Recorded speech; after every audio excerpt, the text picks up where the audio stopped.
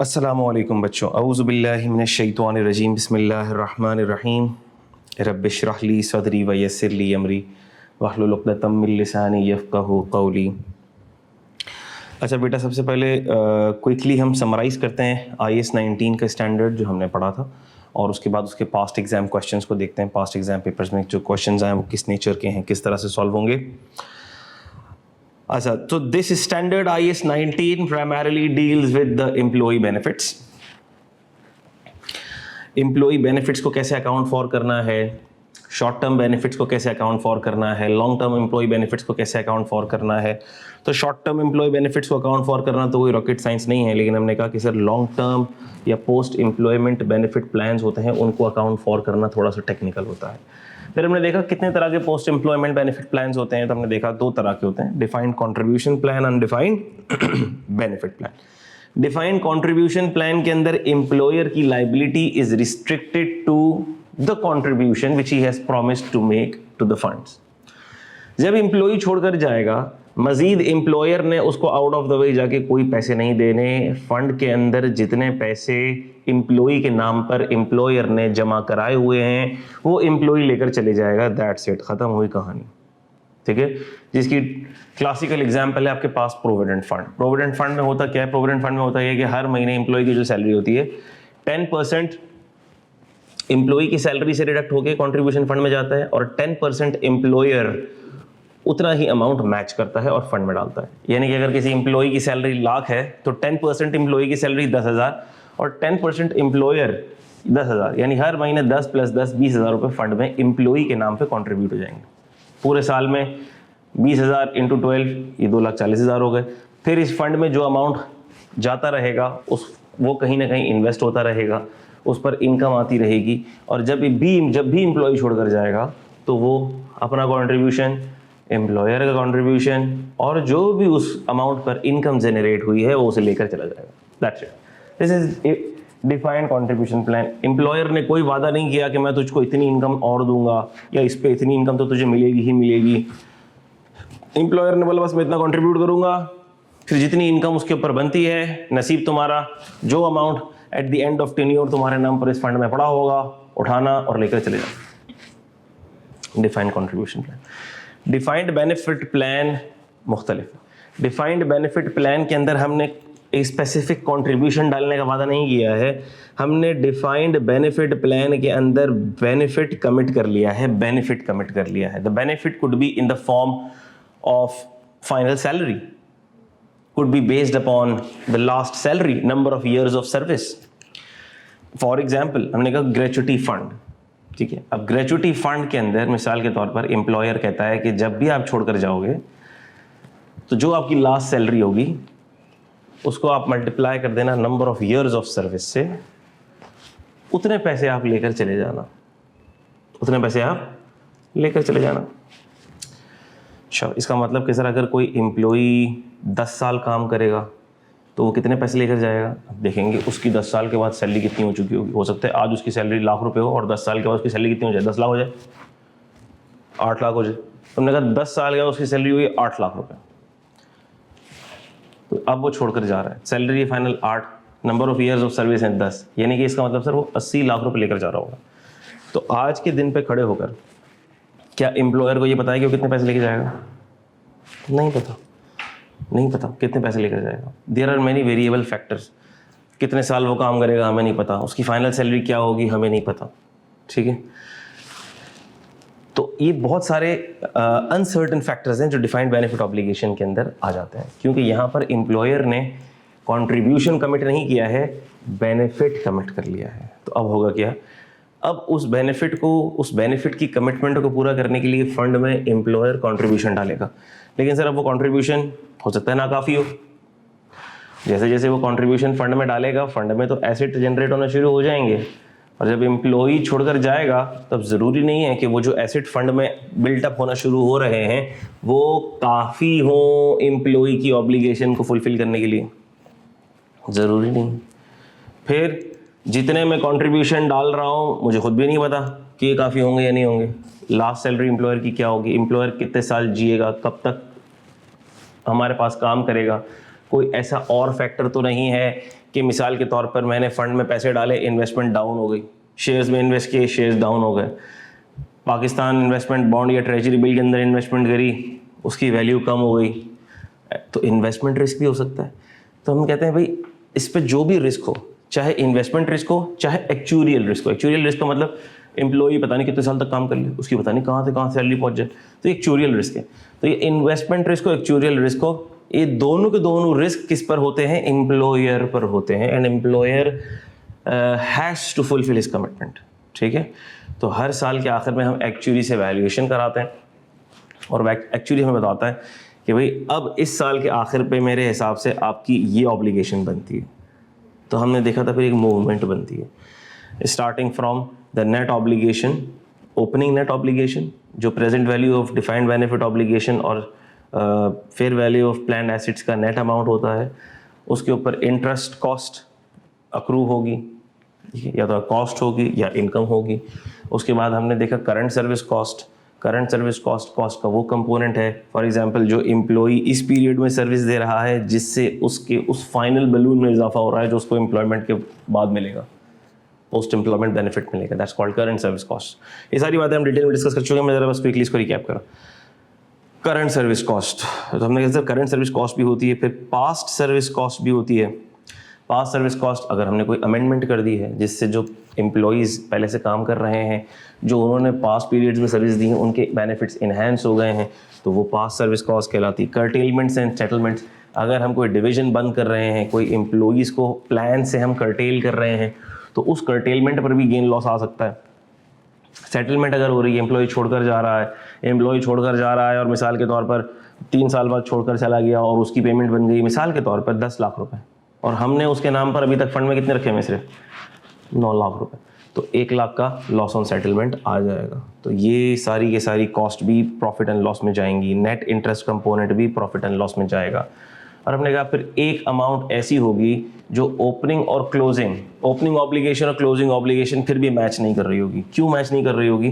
क्योंकि हमने कहा सर ये मूवमेंट बनाना इतना आसान थोड़ी है, इसमें बहुत सारे वेरिएबल फैक्टर्स हैं। हो सकता है कि प्लान्ड एसेट्स के ऊपर रिटर्न एस्टिमेटेड से ज़्यादा आ जाए, एस्टिमेटेड से कम आ जाए, क्या पता एम्प्लॉई की फ्यूचर सर्विस कितनी चले, फाइनल सैलरी कितनी चले, इन्फ्लेशन के रेट्स चेंज हो जाए, करेंसी के रेट्स की वजह से इकोनॉमी के ऊपर क्या इम्पैक्ट पड़ रहा है, उसकी वजह से एक्चुअली की अजम्पशंस चेंज हो जाएं। तो हमने कहा ऐसी जितनी अजम्पशंस हैं उसका जो चेंज है वो रीमेजरमेंट कंपोनेंट के अंदर चला जाता है। और रीमेजरमेंट कंपोनेंट कहाँ रिकग्नाइज होता है? OCI में रिकग्नाइज होता है, PNL में रिकग्नाइज नहीं होता। ठीक है बेटा, तो हमने कहा ये रीमेजरमेंट कंपोनेंट OCI में रिकग्नाइज हो जाएगा। ठीक है, अच्छा स्टेटमेंट ऑफ फाइनेंशियल पोजीशन में क्या क्या चीज़ें जाएंगी? हमने कहा sir statement of financial position में हमारे पास नेट डेफिसिट या नेट सरप्लस जो भी होता है वो हमारे पास SOFP में जाएगा। अच्छा सर अगर नेट एसेट आ गया तो क्या उस पर कोई सीलिंग है? हमने कहा जी एसेट सीलिंग है, और स्टैंडर्ड ये कहता है कि आप अगर सरप्लस आ जाता है तो आप पूरा के पूरा सरप्लस आप रिकग्नाइज नहीं कर सकते, आप उतना सरप्लस रिकग्नाइज कर सकते हैं कि जिसमें you are sure that this will be the amount which will be made available या which will be available to me in the form of refunds or reduced contribution in the future periods। ठीक है, तो ये सारी बातें हमने करी। फिर हमने ये बात भी करी कि अगर कोई प्लान्ड अमेंडमेंट सेटलमेंट कर्टेलमेंट होती है, तो जब प्लान अमेंडमेंट सेटलमेंट कर्टेलमेंट होती है तो उसके बाद वाला जो पीरियड है, उसके बाद वाले जो मंथ्स हैं, उसके अंदर जो भी हम इंटरेस्ट कॉस्ट अक्रू करेंगे, उसमें जो हम current service cost build in करेंगे, those will be based upon the updated estimations. ठीक है, अपडेटेड एस्टिमेशंस जो हमारी जितने भी फैक्टर्स हैं जिनको हम अकाउंट फॉर कर रहे हैं एक्सपेंस को बुक करने के लिए, वो फैक्टर्स हमें अपडेट करना पड़ेंगे, रिवाइज करना पड़ेंगे। ठीक है, अच्छा भाई ये बातें हमने सारी देख ली। फिर हमने ये देखा other long term employ benefits, और भी लॉन्ग टर्म एम्प्लॉय बेनिफिट्स हो सकते हैं, ज़रूरी नहीं है कि वो पोस्ट एम्प्लॉयमेंट बेनिफिट हो और कोई हमने बेनिफिट दे दिया, लॉन्ग टर्म एम्प्लॉयमेंट बेनिफिट दे दिया हमने। तो हमने कहा डिफाइंड बेनिफिट प्लान की तरह ही उसका ट्रीटमेंट होता है, उसकी कॉस्ट भी ओवर द पीरियड रिकग्नाइज होती है। हाँ, लेकिन उसके अंदर कोई OCI में कंपोनेंट नहीं जा रहा होता, वो सारे के सारे कंपोनेंट्स कहाँ जा रहे होते हैं हमारे पास? PNL में जा रहे होते हैं हमारे पास। ठीक है, शॉर्ट टर्म एम्प्लॉय बेनिफिट्स हो सकते हैं, नॉर्मल कोर्स ऑफ बिजनेस के अंदर हम उनका अक्रूवल और एक्सपेंस बुक कर लेते हैं। टर्मिनेशन बेनिफिट्स तब रिकग्नाइज होते हैं जब कोई ऑब्लिगेशन या कोई रिस्ट्रक्चरिंग कॉस्ट अराइज होती है। ठीक हो गई बात। तो ये था हमारे पास IAS 19, इसकी हमने काफ़ी सारी एग्जाम्पल्स भी की थी। And now we are having a look at past exam questions, जो पास्ट एग्ज़ाम क्वेश्चंस में IAS 19 आया है, टेस्ट हुआ है, हम उसको ज़रा एक नज़र देख लेते हैं।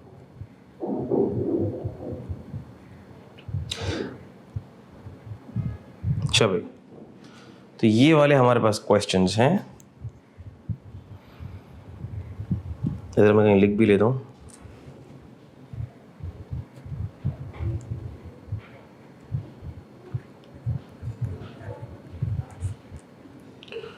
(26, 41, 40)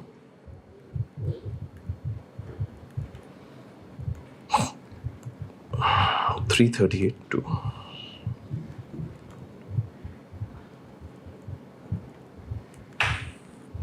ठीक है भाई, तो अब हम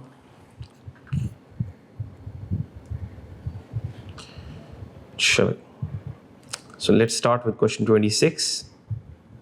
क्वेश्चन 26 मार्च जून 2019 का एक क्वेश्चन है। इसके अंदर रिडंडेंसी एंड सेटलमेंट कॉस्ट से रिलेटेड एक पैरा है, जिससे रिलेटेड रिक्वायरमेंट है हमारे पास रिक्वायरमेंट ए। अच्छा, explain why the directors of Hudson are wrong to classify the basic in additional pension enhancements। अच्छा, जब भी हम किसी क्वेश्चन को अप्रोच करेंगे तो उस क्वेश्चन को अप्रोच करने का बड़ा सिंपल तरीका है। उस क्वेश्चन को अप्रोच करने के लिए हमें सबसे पहले तो क्वेश्चन की रिक्वायरमेंट को पढ़ना है। ठीक है भाई, हमने कहा कि सर हम रिक्वायरमेंट पढ़ते हैं, एक्सप्लेन करना है। क्या करना है? हमने एक्सप्लेन करना है। क्या हमें ये एक्सप्लेन करना है कि why the directors of Hudson are wrong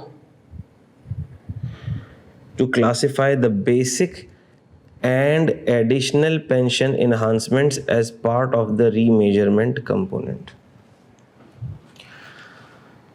देखो, सवाल के अंदर ही हमें क्या दे दिया, इसने जवाब दे दिया। हो क्या रहा होगा, हमने कहा कि डायरेक्टर्स कुछ ना कुछ गलत कर रहे होंगे। सिंपल बता दिया ना, देखो सवाल के अंदर ही बता दिया। और क्या गलत कर रहे हैं वो बता दिया। Wrong to classify basic and additional pension enhancements as part of remeasurement component. Remeasurement component में हमें पता है कि पेंशन की इन्हांसमेंट तो जाती नहीं है। हमें पता है कि सर रीमेजरमेंट कंपोनेंट में तो अनयूजुअल फ्लक्चुएशंस जाती हैं। फॉर एग्जांपल, हमने सोचा था कि प्लान एसेट पे रिटर्न मिल रहा होगा 5% के हिसाब से, मिल गया 7% के हिसाब से। तो हमने कहा वो जो एक्स्ट्रा बेनिफिट मिला है वो कहाँ चला जाएगा? रीमेजरमेंट में चला जाएगा। एक्चुरियल अजम्पशन चेंज हो गई। पिछले साल एक्चुरी की अजम्पशन थी, मिसाल के तौर पर 100 एम्प्लॉयज़ हैं, वो 10 साल काम करेंगे। एक्चुरी की अजम्पशन चेंज हो गई, एम्प्लॉय छोड़ कर जाने लगे, एम्प्लॉय टर्नओवर चेंज हो गया। हमने कहा सर अब वो जो चेंज आएगा वो कहाँ चला जाएगा? रीमेजरमेंट कंपोनेंट में चला जाएगा। ठीक है, या और कोई ऐसे फैक्टर्स हो गए, ठीक है, जो अनयूजुअल फैक्टर्स हो गए, वो सारे रीमेजरमेंट कंपोनेंट में। जैसे फॉर एग्जांपल हमने ये भी देखा था कि अगर तो एसिड सीलिंग लग गई, एसिड सीलिंग लग गई तो हम क्या कर रहे थे, हमने कहा हम तो क्लोजिंग अमाउंट वही रखेंगे जो सीलिंग की अमाउंट है, तो सारा बाकी का अमाउंट कहाँ जाएगा? रीमेजरमेंट में चला जाएगा। हमने कहा सर रीमेजरमेंट में तो ये चीज़ें जाती हैं, ये कोई एडिशनल पेंशन इन्हांसमेंट्स थोड़ी जाती हैं। अगर तो वो एडिशनल पेंशन इन्हांसमेंट्स अगर पास्ट पीरियड से रिलेट करती हैं तो पास्ट सर्विस कॉस्ट में चली जाएंगी, सिंपल। अगर फ्यूचर से रिलेट करती हैं तो हम ये देखेंगे कि उसका नेचर क्या है, उसकी स्कीम क्या है, उसके बाद हम सोचेंगे कि उसको कैसे करना है। लेकिन एक बात तो तय है कि ये रीमेजरमेंट कंपोनेंट में तो नहीं जाती।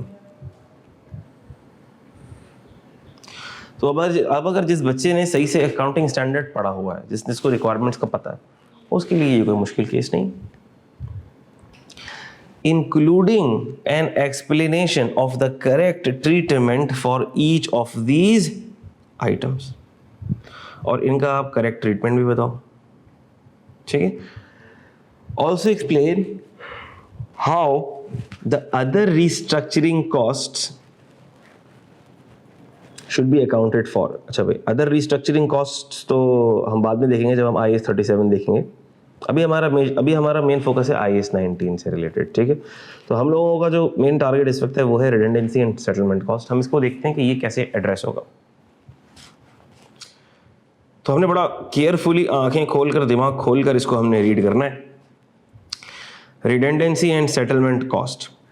Hudson still requires a number of staff to operate division Y until its final expected closure in early 2003।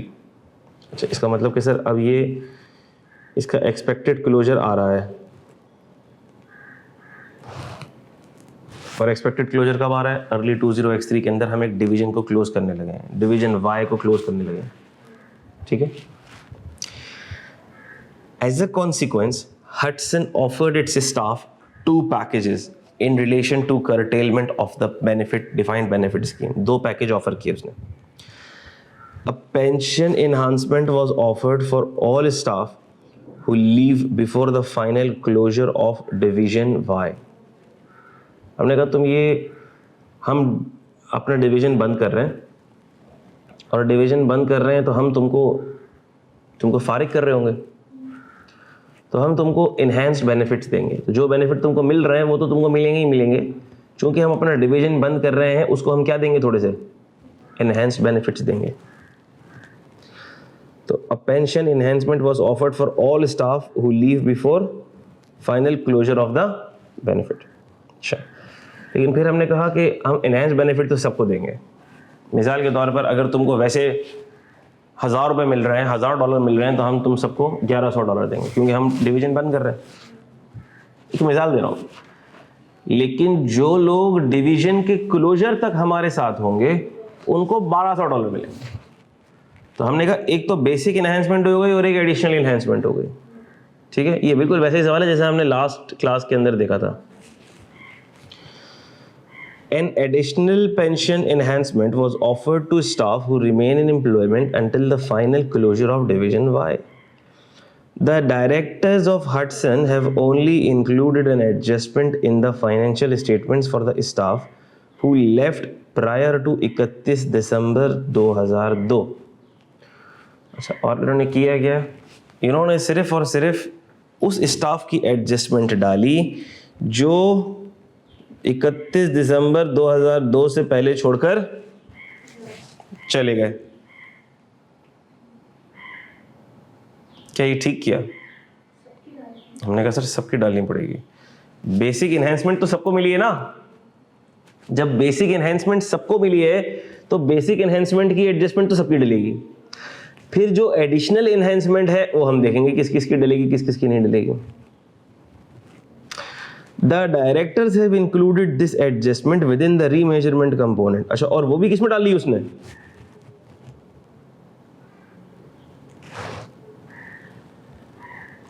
मैंने कहा सर ये तो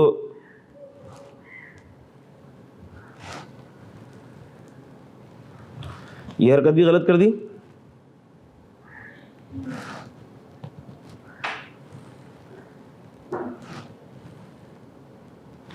ये हरकत भी गलत कर दी, बल्कि let me highlight it with a different colour.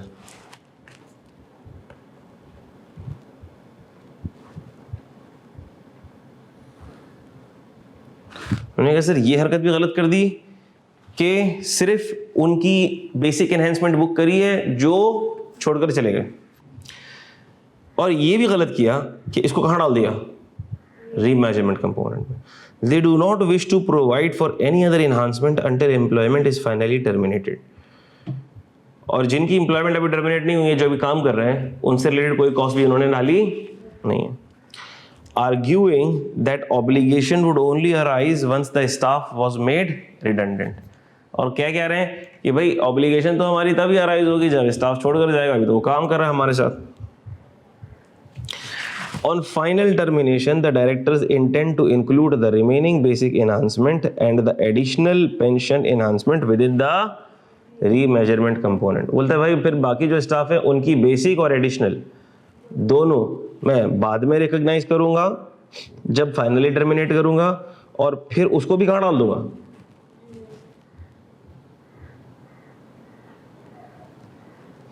Remeasurement component. हमने कहा डायरेक्टर्स को एसबीआर का पेपर पढ़ाना चाहिए, उनको अकाउंटिंग नहीं आती है, ठीक है। Directors and accountants, the directors and accountants are aware that the proposed treatment does not conform to the IFRS standards। अच्छा, डायरेक्टर को पता भी है। The directors believe that proposed treatment is justified as it will help Hudson maintain its debt covenant। हमने कहा भाई हमारी ज़रूरत है क्योंकि हमें अपने डेट कोवेनेंट्स को मीट करना है। अगर हम ज़्यादा कॉस्ट रिकग्नाइज कर लेंगे तो डेट कोवेनेंट्स हमारे मीट नहीं हो पाएंगे। And therefore it will be in the best interest of their shareholders who are primary stakeholders. The directors have indicated that should the accountant not agree with their accounting treatment, then he will be replaced। हमने कहा भाई, उन्होंने फिर आखिर में धमकी भी लगा दी अकाउंटेंट्स को कि अगर तो आप हमारे अकाउंटिंग ट्रीटमेंट से एग्री नहीं करोगे तो फिर आप टाटा बाय बाय, अल्लाह हाफिज, चलो भाई फारिग हो जाओ। मैंने कहा बहुत मसले हैं। अच्छा, प्राइमरीली इसमें डायरेक्टर जो भी बोल रहे हैं वो सब कुछ सब गलत बोल रहे हैं, ठीक है। तो तरीका क्या होगा? तरीका ये होगा कि हम सबसे पहले ये बता देंगे कि सर IAS 19 की रेलिवेंट रिक्वायरमेंट्स हैं क्या, ठीक है। बहुत सिंपल तरीका है। हमने कहा अगर हम बात करते हैं, क्वेश्चन कौन सा था? क्वेश्चन नंबर 26 था।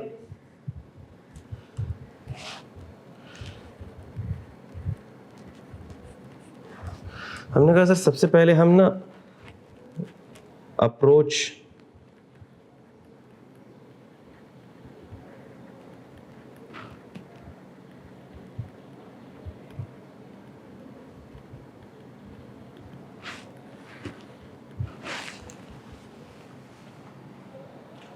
ठीक है, approach to solve the question. उस अप्रोच के अंदर हम लोग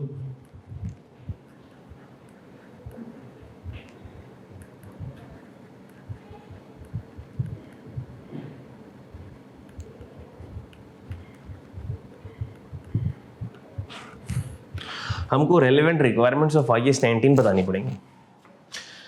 अब कोई कह सकता है कि सर क्या हम रट्टा लगाएंगे? तो याद तो रखना पड़ेगा। देखो, IAS की रिक्वायरमेंट आपको याद तो रखनी पड़ेगी, भले वो वर्ड टू वर्ड याद ना रखना पड़े आपको, लेकिन आपको उसका मेन क्रक्स याद होना चाहिए है, ठीक है। अच्छा, ना सिर्फ SBR के लिए याद होना चाहिए, आप जब AAA का पेपर दोगे उसमें भी आपको मेन अकाउंटिंग रिक्वायरमेंट्स याद होनी चाहिए, क्योंकि ऑडिट रिस्क को एक्सप्लेन करने के लिए आपको सबसे पहले अकाउंटिंग रिक्वायरमेंट ही लिखना पड़ेगी और फिर उसको अप्लाई करना पड़ेगा। सेम गोज फॉर SBR तो है अकाउंटिंग का पेपर, तो उसके अंदर रिपोर्टिंग का पेपर, तो उसमें आपको सबसे पहले रिपोर्टिंग रिक्वायरमेंट लिखनी है और फिर आपने ये बताना है कि how the contention of directors is wrong in the light of the requirements of IAS 19, ठीक है। The contention of director is wrong as it is not in compliance with the requirements of IAS 19। therefore जो भी चीज़ है, मिसाल के तौर पर अगर तो बेसिक इन्हांसमेंट्स है, एडिशनल इन्हांसमेंट्स है, तो हम सबसे पहले तो ये कहेंगे कि भाई अच्छा, पहले तो रेलिवेंट रिक्वायरमेंट आपने लिख ली। अच्छा, अब रेलिवेंट रिक्वायरमेंट कौन कौन सी है ये भी तो बताओ, कौन कौन सी रेलिवेंट रिक्वायरमेंट। सबसे पहले हम ये बताएंगे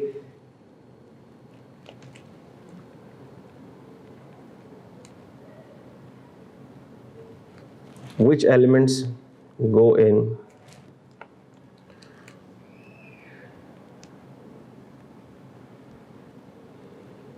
remeasurement component, या यूं कह लो which elements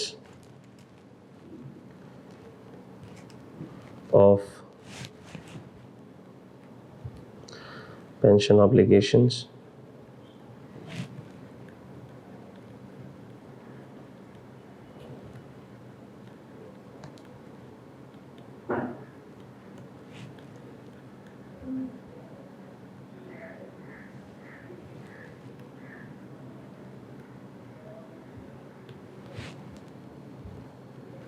ठीक है। फिर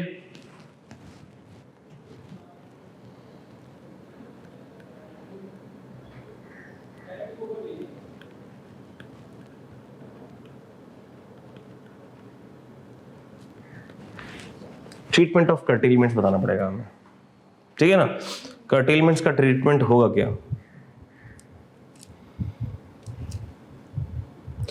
अच्छा, IAS 19 के हिसाब से कर्टेलमेंट का क्या ट्रीटमेंट है आपने ये भी बता दिया। अब होगा क्या? अब इसको आपको अप्लाई करना पड़ेगा, apply it to the scenario.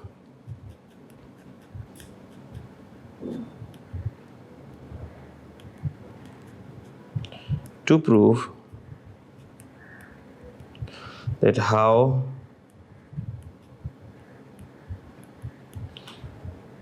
director's contention is wrong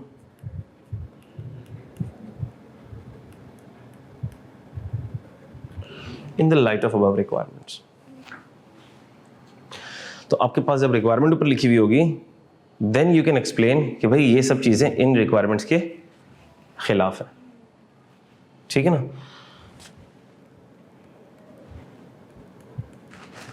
and how these basic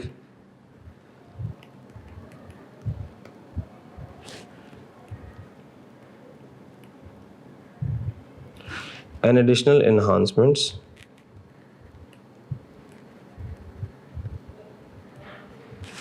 should be actually accounted for। और एक्सेल में उनको हमने रिकॉर्ड करना कैसे? अच्छा, ये बिल्कुल एग्जैक्टली ऐसा क्वेश्चन है जो हमने ये वाला देखा था। एक तो ये अपडेटेड assumptions वाला था,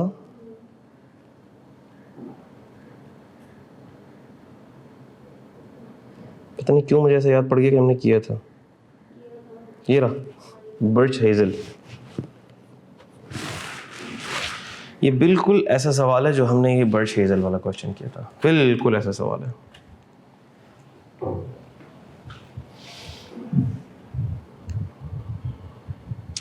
So one thing which is good in SBR, if you have covered the content well, तो आप जो क्वेश्चन देख रहे होंगे वो आपने कहीं ना कहीं बुक से, बुक की एग्जाम्पल से आपने वो अटेम्प्ट किया हुआ होगा, आपने वो कॉन्सेप्ट देखा हुआ होगा, ठीक है।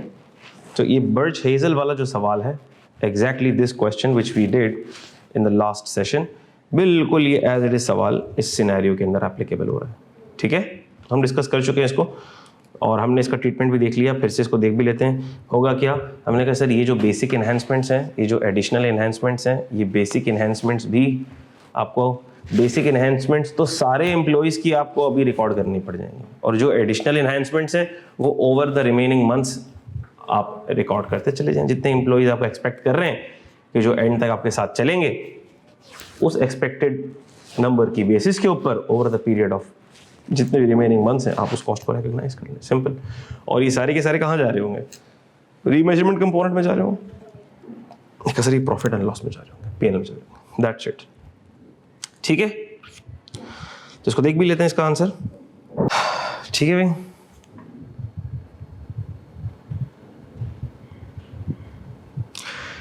On first read through this question seems quite tricky, however there are easy marks, ठीक है। According to IAS 19 employee benefits, the remeasurement component is presented in other comprehensive income. It comprises actuarial gains and losses। अच्छा, अब remeasurement component में क्या क्या चीज़ें जा रही हैं वो देख लें आप। actuarial gains और losses जाते हैं, प्लान एसेट्स पर जो रिटर्न होता है उसका नेट इंटरेस्ट का कंपोनेंट जाता है, जो भी एक्चुअल से डेविएट करता है, जो भी एक्चुअल से डेविएट करता है, सॉरी जो गुड क्वालिटी कॉर्पोरेट बॉन्ड्स का जो रिटर्न का जो रेट है, इंटरेस्ट का रेट जो हमें गिवन होगा क्वेश्चन में, अगर एक्चुअल उससे डेविएट करता है तो वो किस में जाता है? फिर remeasurement component. Changes in the asset ceiling, ये मैंने आपको बताया कि ये भी रीमेजरमेंट कंपोनेंट में जाता है। So actuarial gains and losses result from differences between actuarial assumptions and what actually occurred during the period. These will arise in instances such as unexpected movement. हमने कहा सर ये अनयूजुअल या unexpected movements होती हैं। सो अब basically इस सब को रीड करने का मकसद ये है कि ये जो मोटे मोटे फ्रेजेस हैं ये आपके जहन में होने चाहिए। हमने रिक्वायरमेंट्स तो पढ़ ली सारी, हमने सारे कॉन्सेप्ट्स अंडरस्टैंड कर लिए हैं, लेकिन जाहिर सी बात है when you will be actually drafting this, तो आपके पास ये वाले फ्रेजेस, ये वाली चीज़ें आपके दिमाग में होनी चाहिए, मोटी मोटी रिक्वायरमेंट्स। अच्छा, ख़ास तौर पर वो रिक्वायरमेंट्स जो एग्जामिनर बड़ा फ्रीक्वेंटली पूछ रहा होता है, टेस्ट कर रहा होता है, ठीक है। तो आपको बताना चाहिए सर्विस कॉस्ट, पास सर्विस कॉस्ट क्या है, कर्टेलमेंट क्या है, ठीक है, सेटलमेंट क्या है, इस तरह की सारी चीज़ें आपको बतानी चाहिए। रीमेजरमेंट कंपोनेंट में क्या जाता है, क्यों जाता है, कि अनएक्सपेक्टेड इंक्रीज या unexpected decrease of interest rates और एम्प्लॉय टर्नओवर, ये एक्चुअल assumptions। तो ये सारी the effects of redundancy exercise are not part of remeasurement cost. हमने कहा भाई ये जो रिडंडेंसी एक्सरसाइज है, ये वाले एलिमेंट्स मेजरमेंट रीमेजरमेंट कंपोनेंट का पार्ट नहीं है। A redundancy exercise is an example of a curtailment because it significantly reduces the number of employees covered by the plan. ठीक है भाई। A redundancy exercise is an example of a curtailment, और हमें पता है कि ये curtailment है, और ये जो भी इसके गेन और लॉसेस हैं, ये कहाँ चले जाएंगे?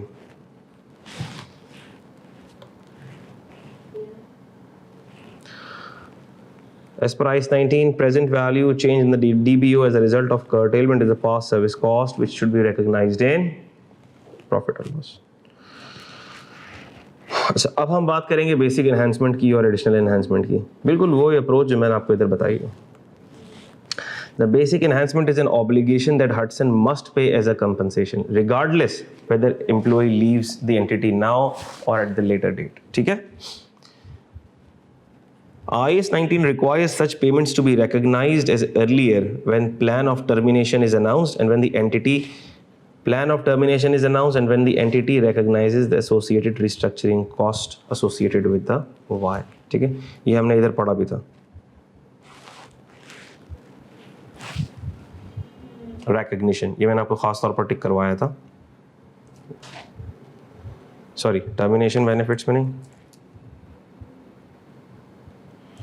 नॉट इन टर्मिनेशन बेनिफिट्स, यहाँ पर भी हमने पढ़ा था। कर्टेलमेंट्स के अंदर भी हमने ये पढ़ा था, ये वाला, ठीक है।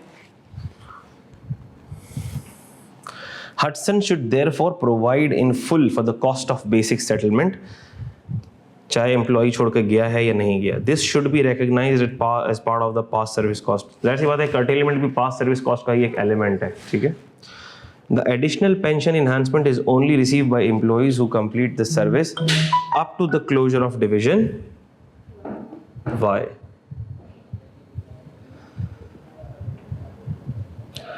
In effect, the enhancement is exchange for the period of service until redundancy. So Hudson should estimate the number of employees who will remain with Hudson until the closure of Y and spread the estimated total cost over the period of service. तो ये हमने बिल्कुल इसकी numbers के साथ हमने example कर ली थी वो हेजल बर्च वाले क्वेश्चन में। ठीक होगी बात। और अदर रिडंडेंसी कॉस्ट IAS 37 के साथ हम देखेंगे। So this is about IAS 19, जो हमने चीज़ें पढ़ी हुई थी वही बिल्कुल इस सवाल का पार्ट था। देखो SBR के अंदर क्या हो रहा होगा, SBR के अंदर ये हो रहा होगा कि ग्रुप अकाउंटिंग का क्वेश्चन है, ग्रुप अकाउंटिंग के क्वेश्चन में IAS 19 मिल के आ जाएगा। तो बेसिकली उस ग्रुप अकाउंट के क्वेश्चन में शामिल हो जाने से IAS 19 के प्रिंसिपल चेंज थोड़ी होंगे, वो तो हमने वो जो पढ़े हुए वो ही रहेंगे, ठीक है। उसके साथ एक एडिशनल एड ऑन लग जाएगा, सिंपल, तो वो आपको आता है। So we can attempt those questions, we can attempt those requirements, ठीक है। तो जैसे जैसे हम कोई टॉपिक पढ़ते जाएं, बेहतर ये हो कि हम उससे रिलेटेड पास्ट पेपर्स भी कवर करते जाएं ताकि पेंडिंग ना हो। अच्छा, इसके बाद हमारे पास कौन सा क्वेश्चन था ज़रा बताओ। 41, 40। अच्छा, कुछ बड़े आसान से होंगे, वो मैं डिस्कस करूंगा क्विकली और आप इसको घर पे खुद ही कर लेंगे, देख लेंगे। सारे क्वेश्चंस को हमको बिल्कुल डिटेल में देखने की और करने की भी ज़रूरत नहीं है, इतने आसान से हैं, क्योंकि हम लोग काफ़ी सारी एग्जाम्पल कर चुके, तो वो बिल्कुल वैसी एग्जाम्पल्स हैं।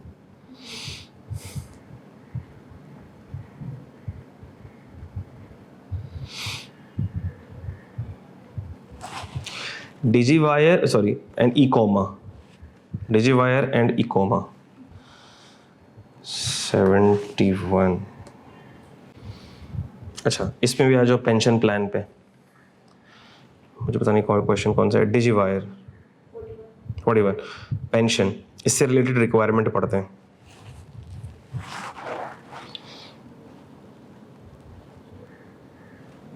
ये वाला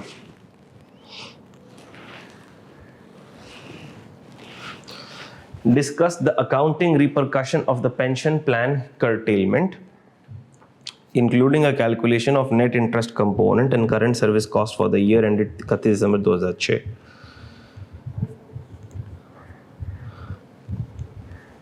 डिजीवायर को प्रोवाइड्स अ डिफाइंड बेनिफिट. अच्छा, तो फिर से चलो एक दफ़ा ज़रा क्वेश्चन को एनालाइज भी कर लो. Accounting repercussion, accounting treatment, accounting implication बतानी है of the pension plan curtailment.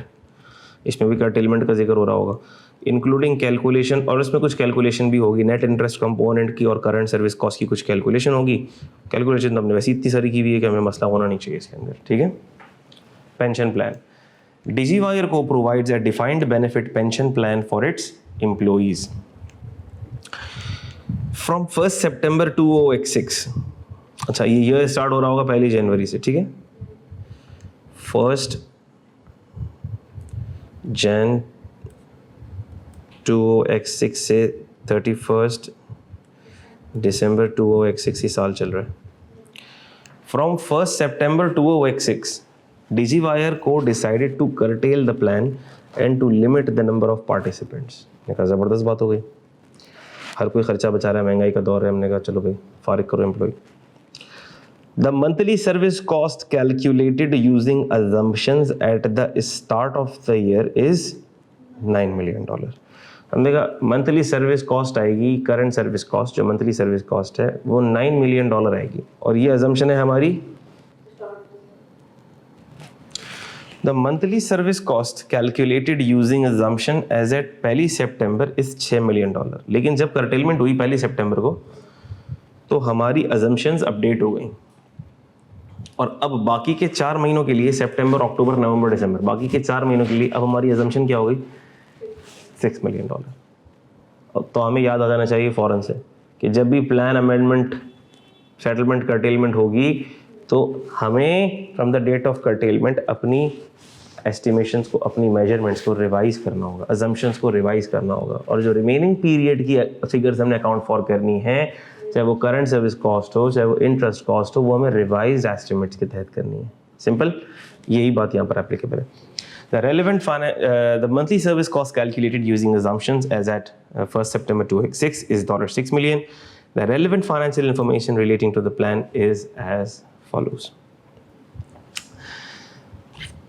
Net deficit. अच्छा, तो ज़रा देखो 1 जनवरी को कितना है और 1 जनवरी को डिस्काउंट रेट कितना है? 3%. ठीक है वही बात. तो क्या मैं ये कह सकता हूँ कि 1 जन से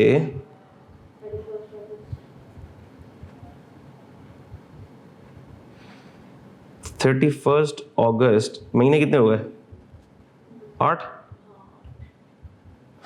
इन 8 महीनों में जो करंट सर्विस कॉस्ट है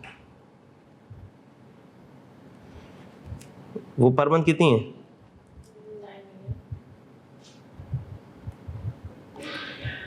ये कर सकता हूं मैं. और इंटरेस्ट कॉस्ट का जो कंपोनेंट है वो मुझे कैसे कैलकुलेट करना पड़ेगा जरा बताओ.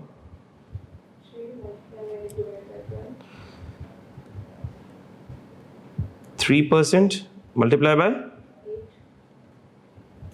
8 नहीं, opening obligation, opening net deficit. Interest किस पर लगता है?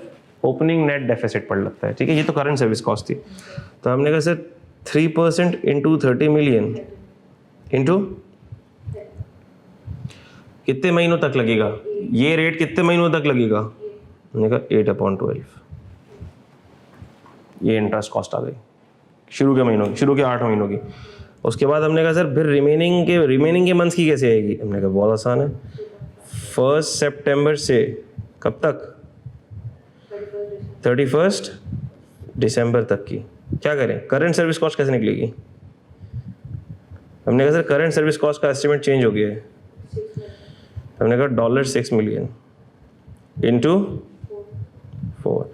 हमने कहा इंटरेस्ट कॉस्ट कैसे निकलेगी? इंटरेस्ट कॉस्ट बताओ. 1 सितंबर को क्या हो गया रेट? अजम्पशन क्या हो गई है? रिवाइज हो गई है. और नेट डेफिसिट भी क्या हो गया? रिवाइज हो गया. तो क्या मैं ये कह सकता हूँ कि 3.5% into 36 million into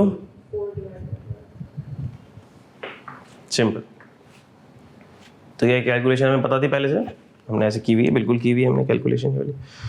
so this is how this will B accounted for. ठीक हो गई बात। और हमने जो डिस्कशन करना है वो यही करना है कि भाई जब प्लान अमेंडमेंट सेटलमेंट कर्टेलमेंट होती है तो हम अपनी मेजरमेंट्स को, एस्टिमेशंस को, अजम्पशंस को रिवाइज करेंगे। ठीक है, करंट सर्विस कॉस्ट भी रिवाइज होगी, इंटरेस्ट कंपोनेंट भी रिवाइज होगा, और इंटरेस्ट कंपोनेंट रिवाइज्ड डेफिसिट पर जो कर्टेलमेंट पर आया है उस पर कैलकुलेट होगा। और कैलकुलेशन कैसे होगी वो मैंने आपको शो कर दिया। ठीक है, देख लेंगे इसका सोल्यूशन आप लोग देख लेंगे, मसला तो नहीं है कोई। सोल्यूशन आपके पास है, किट आपके पास है, तो टेंशन की कोई बात नहीं है। समझ आना सबसे ज़्यादा ज़रूरी है। समझ आ गया then everything else is easy. अच्छा, इकोमा, इकोमा के अंदर भी एक पैरा है, उसको भी देखते हैं। एडवाइज इकोमा on principle of accounting for pension scheme. So आप ये देख रहे हैं कि देखो अकाउंटिंग प्रिंसिपल्स आपके जहन में होना चाहिए, because those are the accounting principles with the help of which you will be drafting your answers. आप एक्सप्लेन कर सकेंगे। अगर कोई अकाउंटिंग ट्रीटमेंट गलत है तो आप उसको गलत प्रूफ करने के लिए भी आपको पहले क्या लिखनी पड़ेगी, ठीक रिक्वायरमेंट लिखनी पड़ेगी। ठीक है वही बात। और जब वो कहेगा कि भाई प्रिंसिपल ऑफ अकाउंटिंग बता दो, इस स्कीम की प्रिंसिपल ऑफ अकाउंटिंग बता दो, तो फिर भी रिक्वायरमेंट लिखनी पड़ेगी, यानी रिक्वायरमेंट लिखनी ही पड़ेगी आपको। So when you are preparing a standard, so you should keep in mind the key principles of that standard. Are you getting this?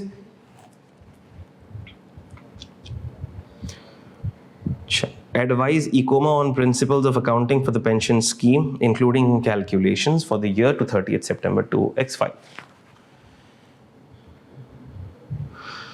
ICOMA, अच्छा कुछ कैलकुलेशन मांगी है, इंक्लूडिंग कैलकुलेशन। तो ना सिर्फ हमने लफाजी करनी है बल्कि हमें कैलकुलेशन भी थोड़ी बहुत करनी है। ICOMA is worried that poor remuneration package offered to employee is putting the company at risk. Risk of reputational damage. Consequently, ICOMA changed its pension scheme on 30 September 2005 to include all of its staff. The benefits accrue from the date of their employment, but only vest after 2 years of additional service from 30th September 2005. The net pension obligation. अच्छा, अब बात तो बड़ी simple है। बात simple क्या है कि ठीक है उसने चेंज किया और अब जो बेनिफिट्स मिल रहे हैं वो पुराने वाले बेनिफिट भी मिल रहे हैं। तो हमने कहा ठीक है, जो पुराने वाले बेनिफिट्स जो पुराने सालों से रिलेट करते होंगे वो पास्ट सर्विस कॉस्ट में आ जाएंगे। ठीक है, इसको फिर से रीड करते हैं। ICOMA is worried that poor remuneration package offered to employee is putting the company at risk of reputational damage. उसके एम्प्लॉय के पैकेजेस कम है और ICOMA को ये लग रहा है कि अब ये जो मेरे पैकेजेस कम हैं तो ये मेरी कंपनी की रेपुटेशन ख़राब हो रही है कि हम अपने एम्प्लॉयज़ को अच्छा रिम्यूनरेट नहीं करते। Consequently, ICOMA changed its pension scheme on 30 September 2005. तो उसने 30 सितंबर को अपनी पेंशन स्कीम को चेंज कर दिया और चेंज करके उसने सारे स्टाफ को इंक्लूड कर दिया। The benefits accrue from the date of their employment. और उसने बोला भाई तुझको बेनिफिट मिलेगा डेट ऑफ एम्प्लॉयमेंट से, जब से तुम एम्प्लॉय हो। भले मैंने तुमको प्लान में आज इनरोल किया है, भले तुम इस प्लान में आज एंटर हुए हो, लेकिन तुमको बेनिफिट कब से मिलेंगे, जब से तुम काम कर रहे हो। But only vest after 2 years of additional service from 30th September 2005. तो मैंने आज तुमको इस फंड में इनरोल कर दिया है। मिसाल के तौर पर कोई बंदा 2001 से काम कर रहा है तो मैंने आज उसको फंड में इनरोल किया। मैंने बोला भाई तुझको बेनिफिट कब से मिलेंगे, 2001 से मिलेंगे। और मिलेंगे कब, जब तुम मजीद 2 साल और काम कर लोगे। ठीक है, मजीद 2 साल और, लेकिन मैंने उसको फंड में इनरोल कर लिया तो क्या मेरी कंस्ट्रक्टिव ऑब्लिगेशन हो गई, मेरी हो गई। तो हमने कहा ठीक है सर, बिल्कुल अच्छी बात है, इससे मेरी पास्ट सर्विस कॉस्ट बढ़ जाएगी बस, क्योंकि मैंने एडिशनल एम्प्लॉय को भी इनरोल कर लिया और उनको मैं प्रीवियस ईयर की जो एम्प्लॉयमेंट है उससे रिलेटेड भी बेनिफिट दूंगा।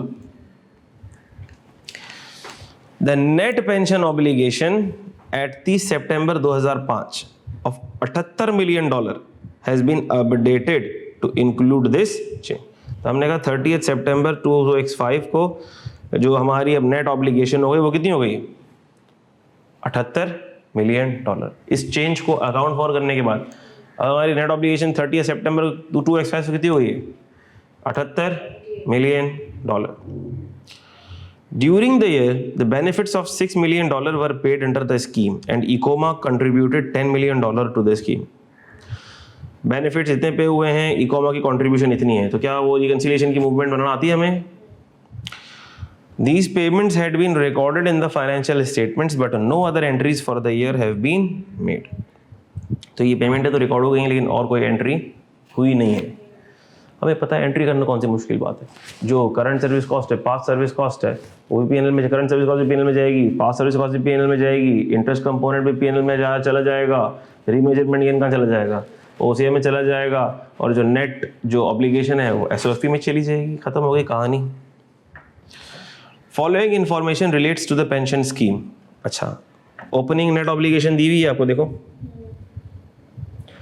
ओपनिंग नेट ऑब्लिगेशन दे दी, क्लोजिंग नेट ऑब्लिगेशन दी हुई है आपको, क्लोजिंग नेट ऑब्लिगेशन दे दी है आपको, करंट सर्विस कॉस्ट दी हुई है, पास्ट सर्विस कॉस्ट दी हुई है, और आपको डिस्काउंट रेट भी दिया हुआ है। तो कोई मुश्किल है? सवाल में कुछ बचा? सवाल में तो कुछ भी नहीं बचा सर, सवाल में तो कुछ भी नहीं बचा। हमें ये भी पता है कि बेनिफिट्स कितने पे हुए हैं, हमें ये भी पता है कॉन्ट्रीब्यूशन कितना हुआ है, तो क्या पूरी रिकंसिलिएशन बन गई, हमारी मूवमेंट बन गई? और जो पास्ट सर्विस कॉस्ट थी वो ये आ गई, जो स्कीम के अंदर पास्ट सर्विस कॉस्ट का एलिमेंट था वो भी सवाल में दे दिया। हमने कहा अब तो सवाल के अंदर कुछ बचा ही नहीं, ठीक है। और रीमेजरमेंट कंपोनेंट आपको बैलेंस इन फिगर आ चाहिए, तो कर लोगे इस सवाल को। कुछ मुश्किल है इसके अंदर? इसमें कुछ भी मुश्किल नहीं है। इसके अंदर से आपको मूवमेंट बनानी है और आपने उन एंट्रीज को बता देना है। वही जो हम कई सवालों में करते हैं, हमें वही यहाँ पे आपने करना है। ठीक हो गई बात? सॉल्यूशन आपके सामने मौजूद ही है।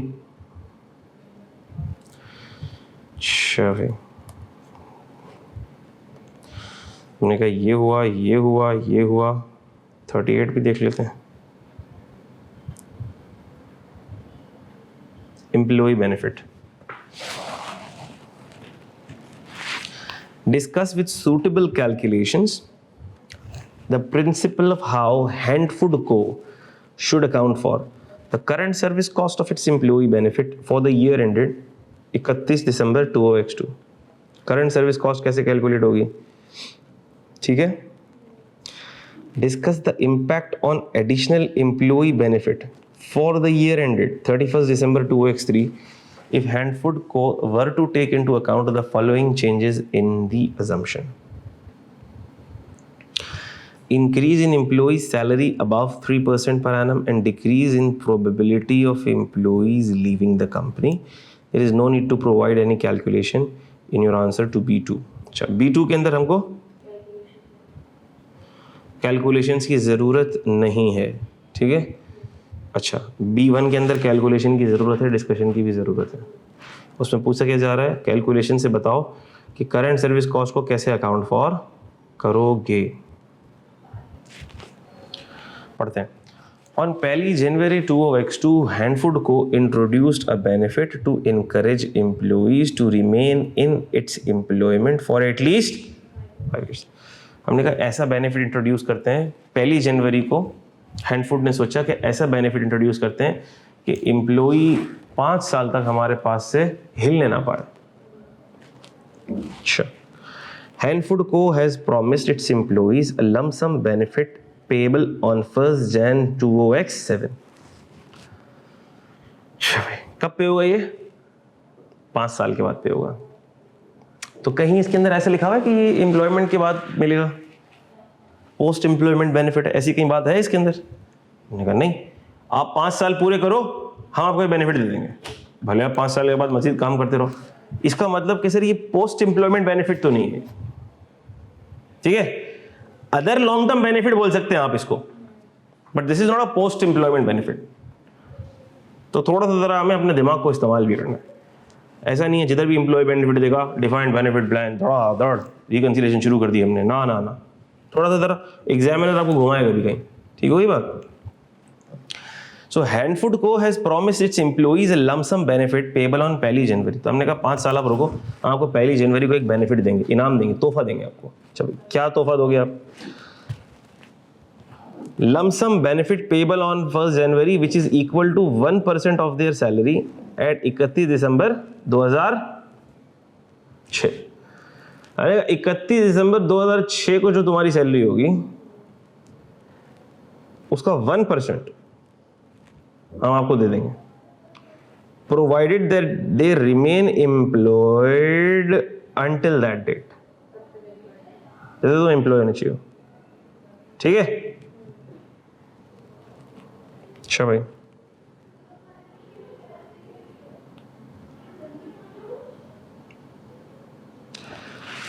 करंट सैलरी,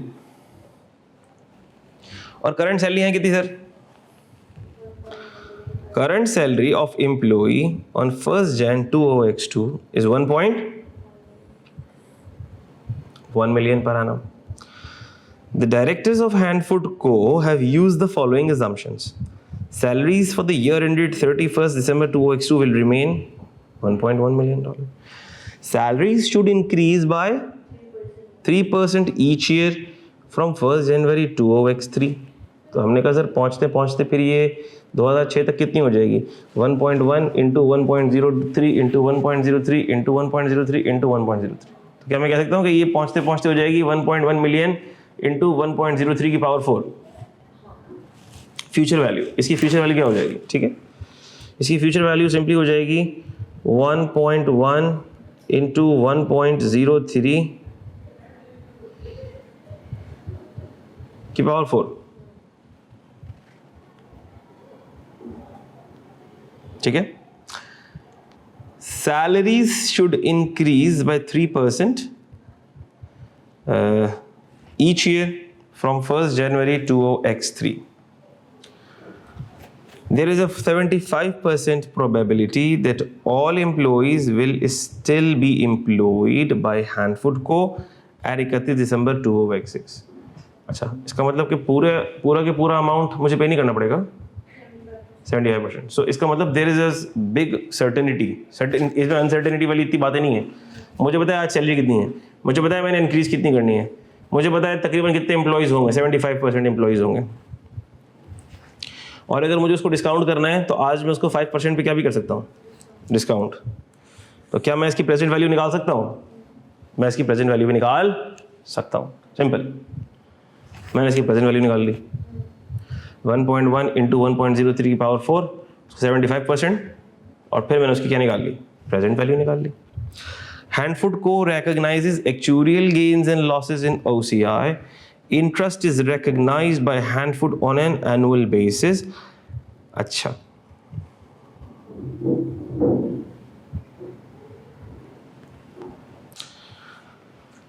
ये जो actuarial gains और losses हैं, इसको मैंने अंडरलाइन कर लिया, इस पे जरा बात करते हैं। इंटरेस्ट इज रिकॉग्नाइज्ड बाय हैंडफुड ऑन एनुअल बेसिस, बहुत अच्छी बात है। हैंडफुड को uses projected unit credit method, वो जो प्रोजेक्टेड यूनिट क्रेडिट मेथड जो हम जिस मेथड से रिकंसिलिएशन बनाते हैं ये उसी को बोलते हैं प्रोजेक्टेड यूनिट क्रेडिट मेथड, उसी का नाम। To measure its benefits obligations which mean that current service cost is the increase in the present value of the future benefit. तो present value of future benefit, हमने एक दफा present value of future benefits निकाल ली, अब हर साल वो unwind होता रहेगा और वो करंट सर्विस कॉस्ट में जाता रहेगा। The benefit will be payable from the balance on Handfood Co.'s business bank account at 1st January 2007। ठीक होगी बात। और हमने कहा कि अगर मुझे प्रेजेंट वैल्यू निकालनी हो तो मैं फैक्टर कौन सा यूज़ कर सकता हूँ? 5% के हिसाब से ये वाला फैक्टर मैं यूज़ कर सकता हूँ, ठीक है। अच्छा, अब देखो ये ऐसा भी कर सकते हैं हम ये भी कर सकते हैं कि हम टोटल एस्टिमेटेड कॉस्ट और उसको डिवाइड बाय 4 कर दें, 4 सालों पे हम उसको प्रोवाइड कर दें, हम ये भी कर सकते हैं इसके अंदर। और हम ये भी कर सकते हैं कि हम इसकी प्रेजेंट वैल्यू निकालें और उसको हम अनवाइंड करते करते फ्यूचर पर लेकर चले जाएं। लेकिन ये डिफाइंड बेनिफिट ऑब्लिगेशन, ये पोस्ट एम्प्लॉयमेंट बेनिफिट फंड नहीं है, पोस्ट एम्प्लॉयमेंट बेनिफिट फंड नहीं है। तो ये जो एक्चुरियल अजम्पशंस की जो रीमेजरमेंट जो OCI में जाती है वो जाती है पोस्ट एम्प्लॉयमेंट बेनिफिट फंड के अंदर, डिफाइंड बेनिफिट ऑब्लिगेशन। वो इस केस में नहीं जाएगी, वो इस केस में OCI में नहीं जाएगी, ये जाएगी पीएनएल में। ठीक है, इसको मैं आपको दिखा भी दूं।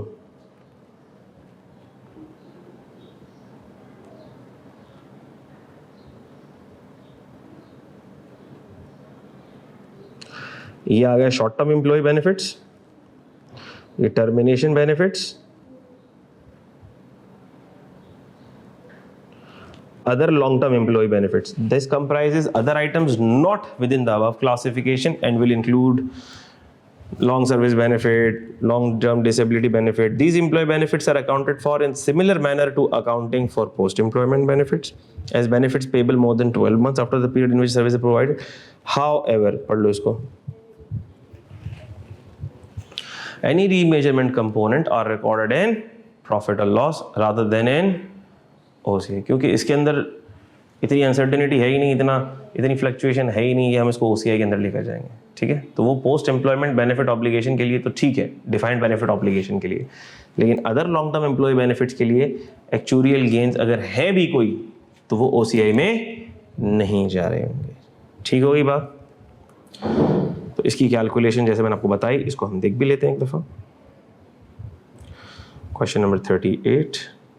ठीक है, the benefit in the question is not a pension, the benefit is paid to current employees but will not be settled within 12 months. तो ये लॉन्ग टर्म हो गया।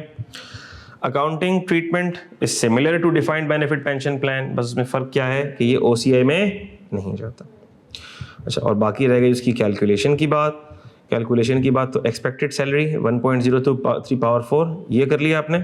ठीक है, इसका आपने 1% निकाल लिया, 1% मिलेगा ना, और फिर इसको प्रोबेबिलिटी से मल्टीप्लाई कर दिया, और फिर इस 9.3 को आपने प्रेजेंट वैल्यू फैक्टर से मल्टीप्लाई करके इसकी प्रेजेंट वैल्यू निकाल ली जो करंट सर्विस कॉस्ट है। अब ये हर साल अनवाइंड होते होते एंड तक पहुंच जाएगी।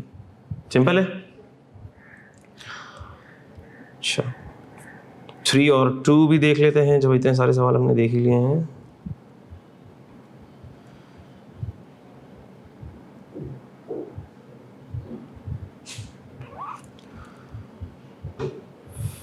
फाइव और 3 और 5, ये तो बिल्कुल ही आसान सवाल है। जिधर इतनी सारी आपको अमाउंट्स दी गई हैं उसको समझ जाओ, ये आसान सा सवाल है। इसके अंदर रिकंसिलिएशन आप बनाओगे तो आंसर सॉल्व हो जाएगा, खत्म हो गई बात।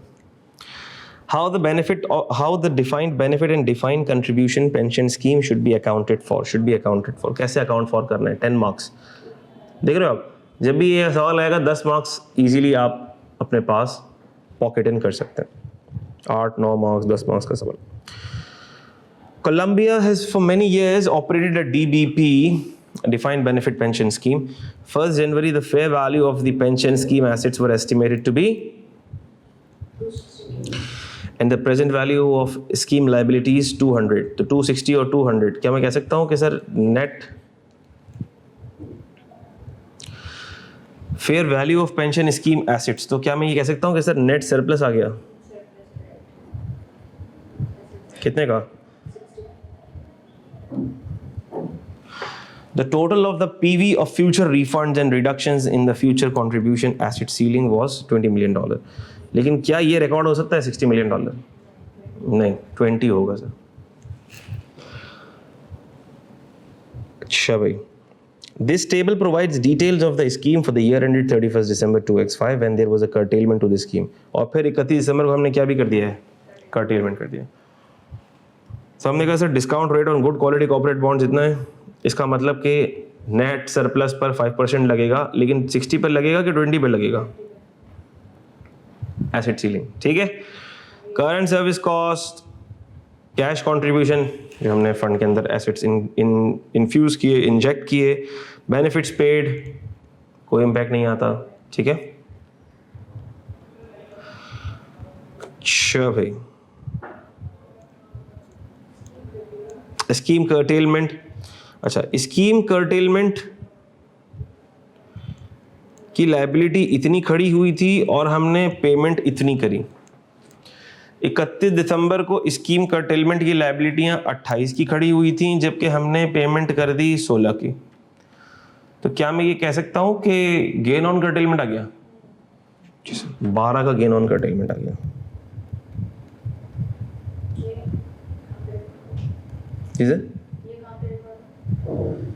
कर्टेलमेंट की कॉस्ट कहाँ रिकॉर्ड होती है बताएं? तो गेन भी कहाँ जाएगा? ठीक है, गेन भी आ सकता है सेटलमेंट पे, लॉस भी आ सकता है। कर्टेलमेंट पे भी गेन भी आ सकता है, लॉस भी आ सकता है। At 31st December 2005, the fair value of the pension scheme assets were estimated to be $242 million and PV of pension scheme liabilities, अच्छा क्लोजिंग पर ये आ रही है अमाउंट, तो क्लोजिंग पर ये अगर आ रही है तो क्या मैं कह सकता हूँ कि ये 47 मिलियन का नेट सरप्लस आ रहा है?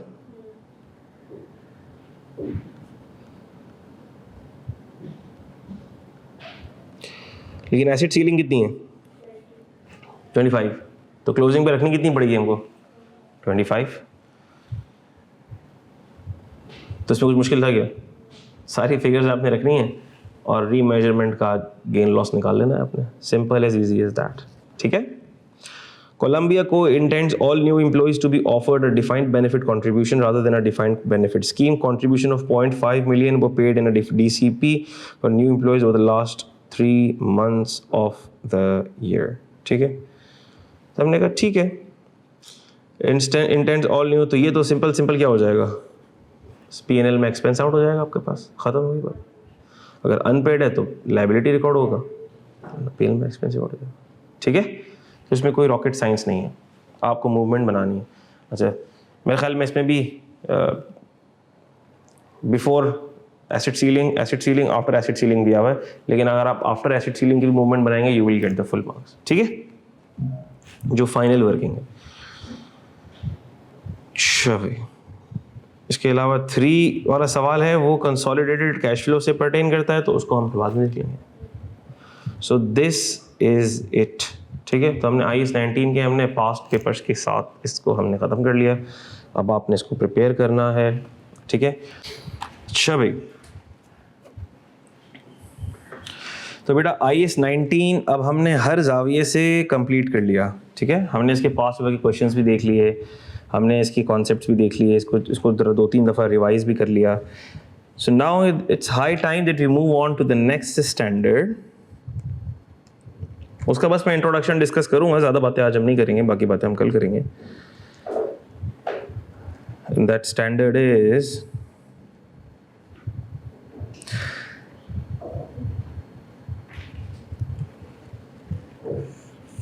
Share based payment. वर्कबुक पे भी मैं निकाल लूँ अपना। Okay, share based payments. अच्छा, ये वाला जो डॉक्यूमेंट है ये अब चूंकि ख़त्म हो गया तो मैं इसको सेव कर देता हूँ। आप लोगों से मैं आज ये शेयर कर लूँगा डॉक्यूमेंट, इसमें जो भी मैंने नोटिंग वगैरह की है वो मैं आपसे शेयर कर लूँगा।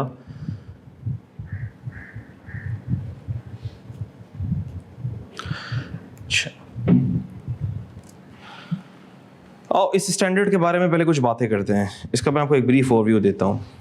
Okay, what this standard is about. This standard is about, as the name suggests, this is about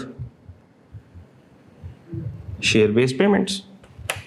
sir share-based payment से क्या मुराद हुई? हमने तो देखा है कि पेमेंट रोकड़े में होती है, कैश में होती है, पैसे मिलते हैं तो पेमेंट होती है। ये share-based payment का क्या मतलब है? हमने कहा भाई दुनिया तरक्की कर गई है, दुनिया एडवांस हो गई है, ठीक है, and there are various ways of settling a transaction. Amongst those, one is share-based payments. यानी कि सर हम पेमेंट शेयर्स की फॉर्म में भी कर सकते हैं। मिसाल के तौर पर मैंने किसी को पैसे देने, मैंने कहा यार पैसे तो नहीं है, मेरी जेब में शेयर्स पड़े हैं, ये लो शेयर्स ले लो। ठीक है, शेयर की बेसिस पे मैं शेयर की मदद से मैंने ट्रांजैक्शन की सेटलमेंट कर दी। तो सर क्या ये प्रैक्टिकली होता है ऐसा? मैंने कहा जी होता है और काफ़ी होता है। वैसे तो हम पढ़ेंगे कि शेयर बेस्ड पेमेंट ट्रांजैक्शन सिर्फ एम्प्लॉइज़ के साथ ज़रूरी नहीं है कि सिर्फ एम्प्लॉइज़ के साथ हो, लेकिन 99% केसेस में आपको ये share based payment transactions employees के साथ होती हुई नजर आएगी। 99% केसेस। अच्छा, तो सर इसका मतलब कि एम्प्लॉइज़ को शेयर्स मिल रहे होंगे कंपनी के, हमने कहा जी बिल्कुल ऐसा है। इसका मतलब कि सर ये कंपनी है और ये एम्प्लॉई है, तो कंपनी एम्प्लॉई को कंपनसेट कर रही होगी इन द फॉर्म ऑफ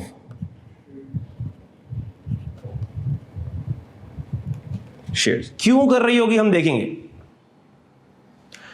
लेकिन अभी हम नाम पर जा रहे हैं। नाम से पता लग रहा है कि इस स्टैंडर्ड में है क्या डिस्कशन का। हमें पता लग गया सर इस स्टैंडर्ड के अंदर पेमेंट हो रही होगी शेयर्स की फॉर्म में। अच्छा, ना सिर्फ शेयर्स की फॉर्म में, शेयर ऑप्शंस भी दिए जा सकते हैं। शेयर्स भी दिए जा सकते हैं, शेयर ऑप्शंस भी दिए जा सकते हैं। हम देखेंगे कि शेयर ऑप्शंस क्या होते हैं, शेयर्स क्या होते हैं, ठीक है। मिसाल के तौर पर एम्प्लॉई ने सर्विसेज दी, ऐसा होता है, मैं आपको प्रैक्टिकल एग्जांपल्स बता रहा हूँ, और ऐसी स्कीम्स काफ़ी कंपनीज में चल रही होती हैं। एम्प्लॉई सर्विसेज दे रहे हैं, सीनियर मैनेजमेंट एम्प्लॉय सर्विसेज दे रहे हैं। अब सीनियर मैनेजमेंट के एम्प्लॉयज़ को जाहिर सी बात है लाखों रुपए तो मिल रहे हैं। कंपनी क्या भी करती है, कंपनी उनको दे देती है शेयर्स या शेयर ऑप्शंस। कंपनी कहती है कि हमने आपको दे दिए शेयर्स, या हमने आपको ऑप्शन दे दिया है कि आप 5 साल के बाद हमसे हमारी कंपनी के शेयर्स खरीद सकते हैं $2 पर शेयर में। कंपनी ने एम्प्लॉय को ऑप्शन दिया कि after 5 years you can purchase our shares at $2 पर शेयर। मैं एक मिसाल दे रहा हूँ। तुमने कहा इसका मतलब कि कंपनी एम्प्लॉय को कह रही है अगर तुमने 5 साल तक काम किया तो 5 साल के बाद तुम्हारे पास एक ऑप्शन आएगा जिसमें तुम हमारी कंपनी का शेयर $2 का खरीद सकते हो। और सर शेयर चल कितने डॉलर का रहा है? $100 का।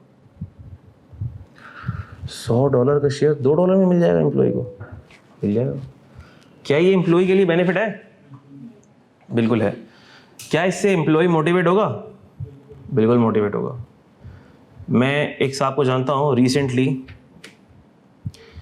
वो यूनिलीवर में काम करते थे और उनको शेयर्स मिले।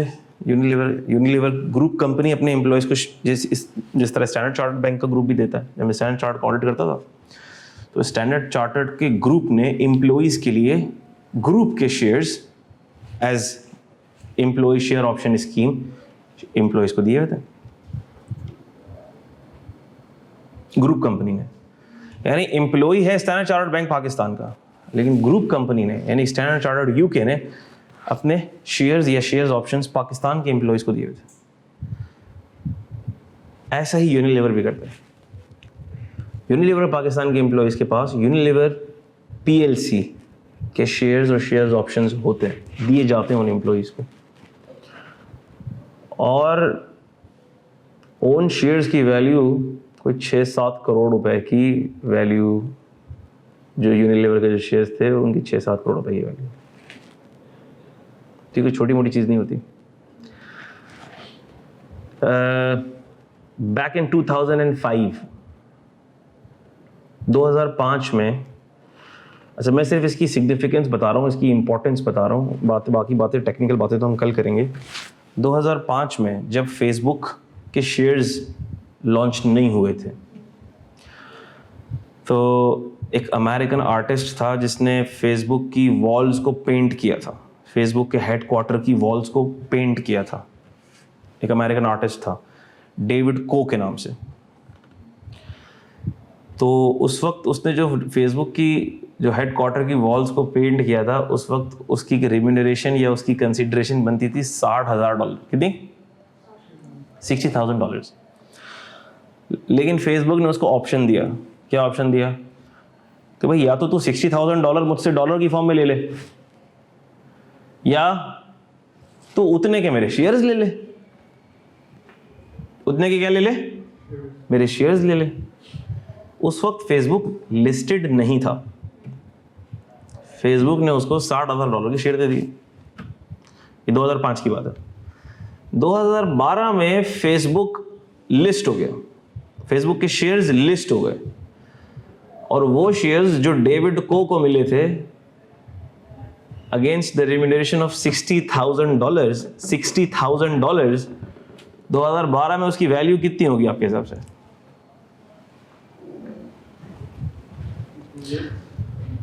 2012 में उन शेयर्स की वैल्यू जो डेविड को मिले थे,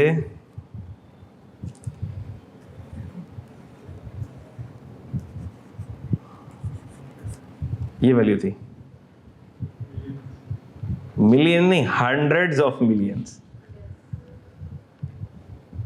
मिनिमम ये वैल्यू थी. People said it ranges around $200 million to $500 million, लेकिन मिनिमम ये वाली अमाउंट तो आपको मिलेगी, आप सर्च कर लीजिएगा नेट पे. So this is the power of share based payment. This is the power of share based payment. तो आप सोचें कि जब एम्प्लॉई को हम शेयर्स का लालच देंगे, मेहनत करो, जान लगा के काम करो भाई, फिर तुमको शेयर्स मिलेंगे. या हमने शेयर्स दे दिए हैं, बेच नहीं सकते तुम अभी, हमने एम्प्लॉय को शेयर्स दे दिए, ऐसा होता है. इसके ऊपर पूरा टैक्स के अंदर तो पूरा सेक्शन है, how it is being taxed, local Pakistani taxation laws के अंदर. मुझे बड़ा मजा आता है when I explain the taxation of employee share option schemes. And this is the area which even big companies do not do it rightly. अभी recently एक जगह पर टैक्स की एक वर्कशॉप कंडक्ट कर रहे थे, बड़ी कंपनी है. They were accounting for their share-based payment transactions. Sorry, not accounting for the taxation. कि उसको किस तरह से वो टैक्स कर रहे हैं. शेयर ऑप्शंस हैं, शेयर ऑप्शंस के ऊपर ऑप्शंस के बाद फिर वो ऑप्शंस कन्वर्ट होते हैं शेयर्स में, फिर वो शेयर्स रिस्ट्रिक्टेड भी होते हैं, अनरिस्ट्रिक्टेड भी होते हैं, बेचे जा सकते हैं, नहीं भी बेच सकते आप, रिस्ट्रिक्शन लगी हुई होती है. So how the benefit is taxed in the salary of employee. So this is a very interesting topic. बड़ा मज़ा आता है इसको समझाने में मुझे. पूरा चार्ट बना के समझाता हूँ मैं किस तरह से. So this is an area जो काफ़ी सारे लोग गलत कर रहे होते हैं, उसकी टैक्सेशन भी ठीक नहीं कर रहे होते, because it's a complex area. Accounting के अंदर भी इट्स नॉट वेरी ईजी, और जब when we go in taxation, तो टैक्सेशन के अंदर भी थोड़ा और कॉम्प्लेक्स हो जाता है, शेयर बेस्ड पेमेंट. अच्छा तो सर, लेकिन ये इतना मोटिवेशनल फैक्टर कैसे लग जाता है? भाई मिसाल के तौर पर मैंने आपको फेसबुक की एग्जाम्पल दी ना. जब कंपनीज ग्रो करती हैं, सो दे ग्रो लाइक हेल. उनकी ग्रोथ की फिर कोई लिमिट थोड़ी होती है. सीनियर एम्प्लॉयज़ को अगर मैंने शेयर्स दे दिए, मैंने बोला सीनियर एम्प्लॉयज़ को, आप कंपनी के डायरेक्टर हैं, मैंने बोला यार आपको मैंने 20,000 शेयर्स 20,000 शेयर्स दे दिए, आप डायरेक्टर हैं. आपने बोला आज कंपनी का प्रॉफिट है $2 million, मेरे पास 20,000 शेयर्स हैं. मैं अगर मेहनत करूं, मैं मार्केटिंग डायरेक्टर हूं, मैं एग्जीक्यूटिव डायरेक्टर हूं, मैं मेहनत करूं और कंपनी के प्रॉफिट को $2 million से $10 million पर लेकर चले जाऊं, तो मेरे शेयर की वैल्यू क्या हो जाएगी? मेरे शेयर की वैल्यू तो मल्टीप्लाई बाय 5 टाइम्स हो जाएगी. कैसा चक्का लगा? अरे ये तो ज़्यादा ही चक्का लग गया कोई. हाँ, तो कैसा टर्बो फैक्टर कैसा लग गया फिर? एम्प्लॉई का मोटिवेशनल फैक्टर कैसा लग गया फिर? क्योंकि हमने क्या कर दिया, हमने एम्प्लॉई को मालिक बना दिया इनडायरेक्टली. भाई एम्प्लॉई को कंपनी के शेयर मिल जाना, क्या मतलब हुआ इसका? कि इनडायरेक्टली. अब इनडायरेक्टली क्या सर, डायरेक्टली उस स्टेक का ओनर तो बन गया ना, चाहे 0.001% का बना तो ना. अब वो जान कैसी मारेगा बिजनेस के लिए? सर अब वो दिन रात एक कर देगा. ठीक है. So this is a turbo factor. तो ये जब जो कंपनीज ये वाला बेनिफिट दे रही होती है ना, शेयर बेस्ड पेमेंट वाला, ऐसा नहीं होता कि सैलरी नहीं दे रही और शेयर दे रही है. नहीं, ऐसा नहीं है. सैलरी भी मिलेगी, अलाउंसेस भी मिलेंगे, प्रोविडेंट भी मिलेगा, ग्रेचुइटी भी मिलेगा, ओवर एंड अबव शेयर्स भी मिलेंगे. क्योंकि हम चाहते हैं कि हमारा एम्प्लॉय मोटिवेटेड रहे, छोड़ के ना जाए, दिल ला के काम करे, जान ला के काम करे.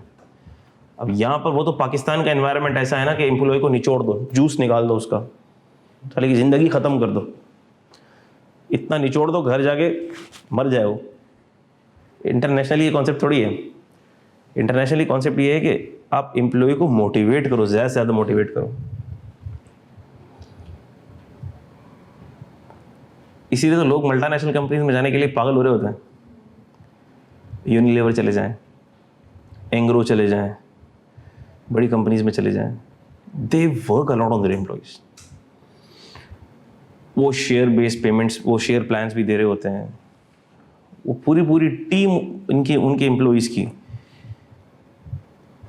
कभी सिंगापुर जा रही होगी, कभी टर्की जा रही होगी। एम्प्लॉइज़ को ट्रेनिंग सेशन के लिए 400-400 एम्प्लॉइज़ को लेके चले जाते हैं। सेल्स टारगेट अचीव होगा, चलो भाई इस कंट्री में 400 एम्प्लॉइज़ जा रहे हैं। Big cost. ट्रैवलिंग कॉस्ट कितनी होती है? लेकिन फिर एम्प्लॉय का मोटिवेशन लेवल कैसा होगा?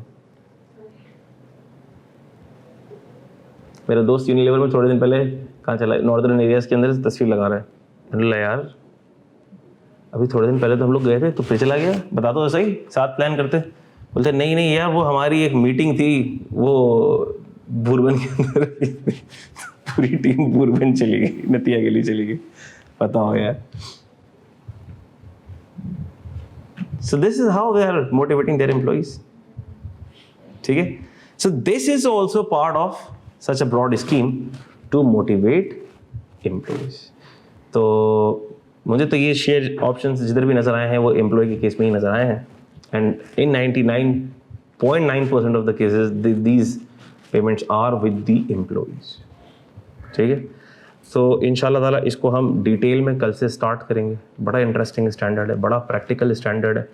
हमें ऐसा लगता है कि सर ये क्या है, तो नज़र भी प्रैक्टिकल तो है ही नहीं इतना। When you will step into the professional life, when you will go in a big company, हाँ ये छोटी कंपनियों के चोचले नहीं होते, ठीक है, but you will see that big companies do offer this. ठीक है, अब जाओ और आप जाके देखो स्टैंडर्ड चार्ट की फाइनेंशियल स्टेटमेंट्स खोलो, आपको शेयर बेस्ड पेमेंट्स की डिस्क्लोजर्स नज़र आ रहे हो। Getting this? तो हम इंशाल्लाह ताला इसको मज़ीद डिटेल में कल से पढ़ना शुरू करते हैं, शेयर बेस्ड पेमेंट ट्रांजैक्शंस को। और आप लोग सारे पास्ट पेपर्स वगैरह इसको देख लें, एक दफ़ा फिर से रिवाइज़ कर लो, रिकैप कर लो IAS 19 को, ताकि जो टॉपिक होता जा रहा है उसको हम क्लोज़ करते जाएं, निपटाते जाएं, पास्ट पेपर्स वगैरह सब समेत, ताकि फिर एंड में हम पर प्रेशर ज़्यादा ना आए। ठीक है बच्चों, thank you very much. May Allah bless you all, take care a lot. मुझे और अपने टीचर्स को दुआ में याद रखिएगा, अपना ख्याल रखिएगा। अल्लाह हाफ़िज़।